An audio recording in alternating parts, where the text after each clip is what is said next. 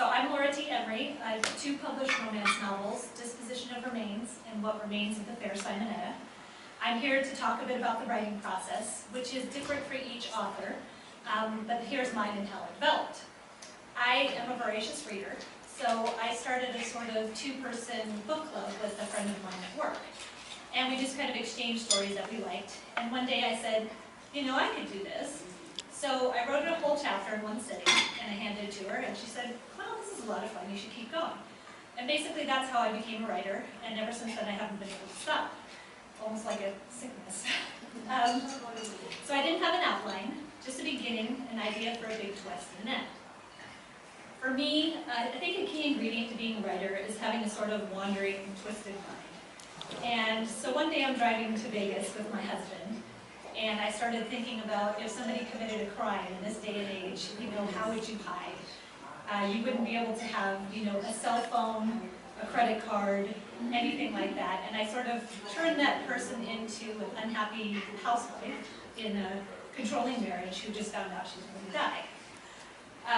I realize this is a bit of a morbid subject. I've been a registered nurse for 17 years, and unfortunately in my career I see a lot of death.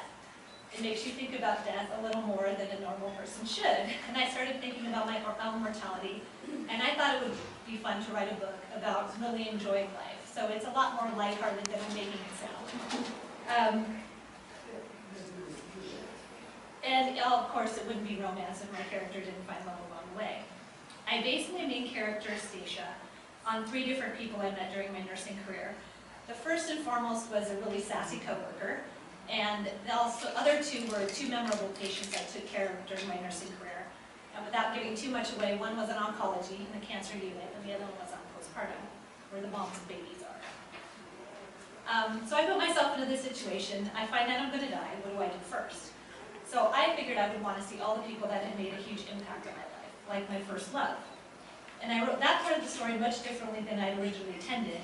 Just as I was writing it, it just kind of came out the way it did. Speaking of love brings me to how I chose my character names. When I was young, I had a brother. My brother had a friend named Stana.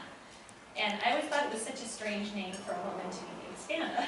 So he told me one day that her name was actually Anastasia, and she hated it. So I'm like 12 years old at the time. I think it's the coolest thing ever. And I thought, well, why didn't she just call herself Stacia? That's what I would do. So I was always sort of intrigued by the name. And a lot of the character's development happened around the fact that her name was Anastasia and she didn't like it. Such as her Russian father naming her after the Royal Duchess Anastasia Romanov, even though she's half Native American and ended up looking more like Pocahontas. For her love interest, I wanted him to be a hot guy with a dated name. I have no idea why still, but my favorite older man was my Uncle Wilbur, so that's the name I went with. For her first love, even though the character became another amalgam of men that I've met over the years, he got the name of my first love. And I was obsessed with him, I should say. His name was Mike. I'm also 15 years old at the time. But as he got older and more mature, he was suddenly Michael one day. So the my character in my book is Michael. And though it would probably not surprise him to find out he's in my book, he actually has no idea as far as I know. So as I wrote about Stacia, she developed this sort of complex childhood, a mother who died young, an absentee father, and I found that I started to know her like I knew a friend. And along with her developed this complicated plot involving her Native American heritage, her love for Botticelli, and her need to complete a bucket list. And then I got the idea of molding her journey into the psychologist Elizabeth Kubler-Ross's stages of grieving. Denial, anger, bargaining, depression, and acceptance. And for Stacia, she got an added stage of deliverance. So I wrote the first draft in 4 months, sort of word vomit style. And I gave it to a couple friends who said, yeah, it's good, with no real ideas for changes, because that's what friends do. Then I figured, since it's mostly, I figured it was a story for women, it's about a woman, it was a romance that attracts a mostly female audience. So I thought a man might be the best critic. So I gave it to my brother, who's a screenwriter, and he gave me extremely detailed, helpful notes that took me a year and a half to go through, rewriting and editing to actually make it good. So after that, I needed a title, which I agonized over quite a bit. I asked a bunch of opinions and ultimately ignored them all. Some people told me to go with something in the title that would link it to something already popular, since I was an unknown author. You know, put something gray in the title and maybe people will come across it. But I felt I had integrity and the need to be forever poor. So I wanted something original. And I came up with the name Disposition of Remains. And again, it makes it sound far more menacing than the book really is, but I couldn't make myself change it. A nurse's job immediately after someone expires is to have the family member fill out a form called the Disposition of Remains. This can pose a really big problem if the person died and did not make their wishes known. So for my character Stacia, it was a very important detail. I opted to self-publish, which meant I needed a cover. Yay, how fun is that? Except on the back of the cover, there's a synopsis. That is not so fun. Taking something that took 2 years to write and cramming it into a few sentences. I don't know about Margaret, but I don't know another author who likes to do this. But once I came up with the dreaded synopsis, then I was able to make a cover. So the concept from the cover comes from two things. Stacia's love for Botticelli's Birth of Venus, which I have brought over here. This is just a blown-up version of Venus, and this is Botticelli's Birth of Venus on the far left over there. And also from the prologue of the book, which reads, I am dust, particles in a shiny urn, but I'm not alone in here.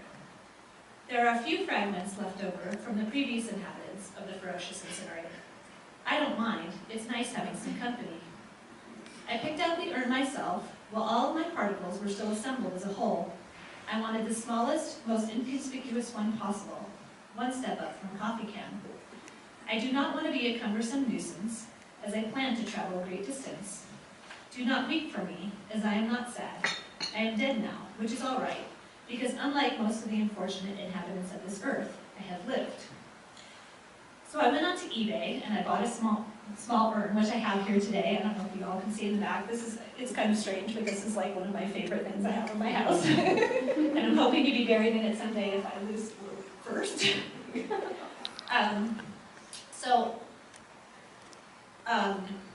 And then also, so once I bought the urn, I put it in front of this painting here, put a red drape and took a picture of it and turned it into a cover. So this is my original cover here. This is not a practice I would recommend.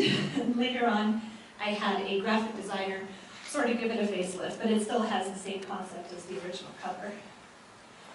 So I published it in paperback and Kindle and also in audiobook format and got a professional review from Kirkus. And fortunately, they really liked the book, which really helped me as an unknown author. I hadn't intended to write a sequel, but when I was in Florence a few years ago, I saw this odd painting in the Galleria Palatina called the Fair Simonetta. Simonetta Vespucci is a name that maybe many of you aren't familiar with, but you would probably recognize her face since it's in almost all of Botticelli's paintings. So this is Simonetta here. This was actually painted 9 years after she died. And this is also Simonetta here. This is called the Madonna of the Magnificat. And there's Madonna of the Pomegranate. She's there also. And she was known for being a renowned beauty of her time. But then there's this painting. Hopefully you can see in the back. This is called the Fair Simonetta. And she's looking kind of homely and frumpy here. And there's really no explanation of where this painting came from or who commissioned it. And I thought I wanted to tell the story behind this painting. It's just so odd. And unfortunately, they don't make copies of it because it's not as popular as the other ones. So that's why I had to bring my little copy. So not only did I wanted to tell the story of how that painting came to be, but I had this idea of having this sassy modern woman who dreamed of one day becoming the renowned Renaissance beauty actually get her wish. So I had a title before I even wrote a single word. Obviously, the Fair Simonetta comes from the painting, and the What Remains title to the first book. Choosing character names for the second book was not an issue, since most people were real. Leonardo da Vinci, Botticelli, and Lorenzo de' Medici, and of course, Simonetta. I really only had to name a few. Antonella was an adorable tour guide I had when I was in Italy, and I have a character named Luciana, who got her name because to me it sounded like the Italian version of Lucifer, and she's not very nice. So up until this point, I had not met a single other author.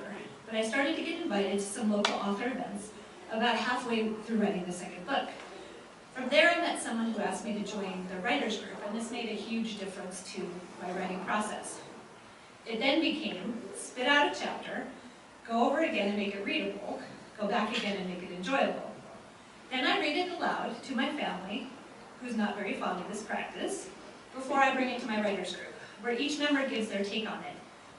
Some of them will correct grammar and punctuation, some of them will give point of view advice, but some of them, the most helpful things is just giving, sort of story advice. And so the father of Botticelli, his name is Mariano Filippetti, was a Renaissance tanner. And in my book, I have Mariano strolling down the street with several cowhides on his back, until one of my other writer friends told me that he would have to be Hercules. I had a lot of fun with Stacia, being a modern woman in the 14th century, trying to figure out what's going on, while living her fantasy existence, and as the object of Botticelli's affection. So after the book was done, I gave it to as many beta readers as I could, other writers who read through the story quickly to see if it's enjoyable and makes sense as a whole. For the cover, I came across this anecdote about Simonetta Vespucci dancing at a ball as one of the three Graces. Botticelli happens to have this little painting called the Primavera, and again, I'm sorry, it's very small, that probably many of you have seen without even realizing. And I decided at this ball, Simonetta Vespucci is here, and here's Mercury. I cut him off accidentally. But I decided to write this scene and have Botticelli dressed as Mercury, so later then he would have painted himself. So on the cover, I have the three Graces and Mercury.